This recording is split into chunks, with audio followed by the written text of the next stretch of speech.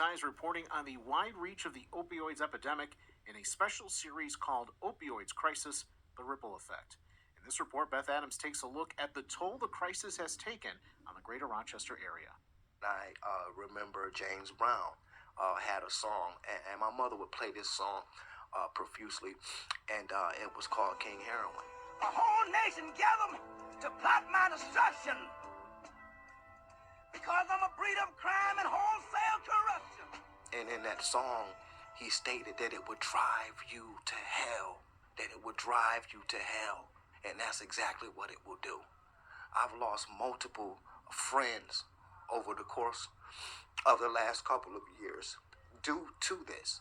A tear runs down the cheek of Wendell Jones as he describes his trip to hell. The 42-year-old's heroin addiction began about 7 years ago when he started taking Percocet, an opioid pain medication, after he hurt his neck and back in a car accident. He became hooked on the drug, and like a lot of victims of the opioid crisis, Jones realized that heroin was cheaper. He knew a Rochester street dealer he thought he could trust. Last August, Jones bought a dose of what he assumed was heroin. And they gave me fentanyl, which I had no idea that's what it was at the time. Fentanyl is a powerful synthetic opioid similar to heroin, but 50 times more potent.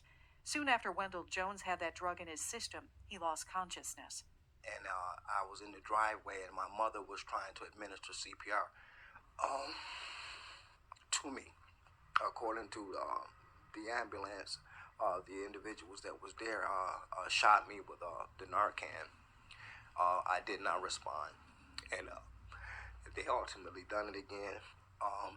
The story that I was told, it was various members of the community praying and hoping that I would be revived. I sincerely believe through prayer and the love that was being displayed at that time is how I came through. Fentanyl was a factor in 88% of the 115 fatal overdoses reported by the Monroe County Medical Examiner in the first 6 months of 2017. Monroe County Sheriff Todd Baxter says fentanyl is still prevalent on the streets. Well, we're seeing bags right now that we thought were, heroin. We'll test the bags as a field test on the street, and there won't be a lick of heroin in them. They're all fentanyl. They're all other drugs. Understanding the scope and scale of the heroin and opioid epidemic in Greater Rochester has been a challenge. Toxicologists at the Monroe County Medical Examiner's Office have been overwhelmed by the number of cases they're handling. Funding is in place to add 2 more toxicologists. It routinely takes months and months for information about overdoses to be reported, making it hard for law enforcement and other agencies to respond to the crisis. So early this year, police agencies started collecting their own data from paramedics and hospital emergency departments. Sheriff Baxter said this could save lives. We might have some really bad dope out there, in a hot spot or certain baggies, that now the next morning we can set our enforcement officers right on that problem before it kills someone. In the first 2 months of this year, according to police data, there were 176 overdoses in Monroe County. 30 of them were fatal. If we looked across any other spectrum and it was a flood that caused this many deaths or an active shooter, there'd be the National Guard here and there'd be command posts set up and there'd be a whole different response.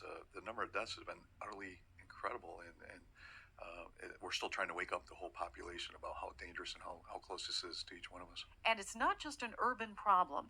Most of the deaths do happen in the city, but so far this year, overdose victims have died in Greece, Henrietta, Honeoye Falls, Webster, Penfield, Pittsford, and 6 other suburbs.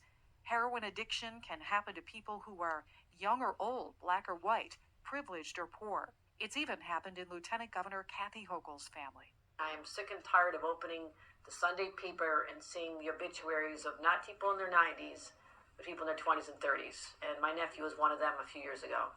Wendell Jones knows he narrowly escaped that fate. This is not a game. This is no laughing matter. It is destroying the lives of our youth. And we need to come together collectively and do something about it. Not just talking about it, but coming up with solutions and applying those solutions to make a difference. For WXXI News, I'm Beth Adams.